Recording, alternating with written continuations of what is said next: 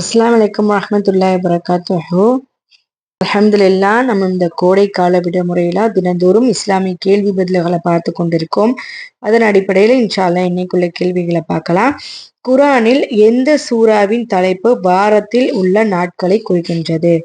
Option A திங்கட்கிழமை, option B சனிக்கிழமை, option C வெள்ளிக்கிழமை, ஆப்ஷன் டி ஞாயிற்றுக்கிழமை.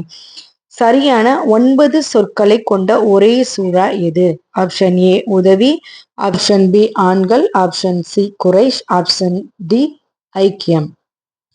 பதில் தெரிந்தவர்கள் அனைவரும் இன்ஷா அல்லாஹ் கமெண்ட் பாக்ஸ்ல கமெண்ட் செய்யுங்க. மூன்றாவது கேள்வியை பார்க்கலாம். திருக்குரானில் இப்ராஹிம் அலைஹிஸ்ஸலாம் எத்தனை முறை குறிப்பிடப்பட்டுள்ளது? அவர்களுடைய பெயர்.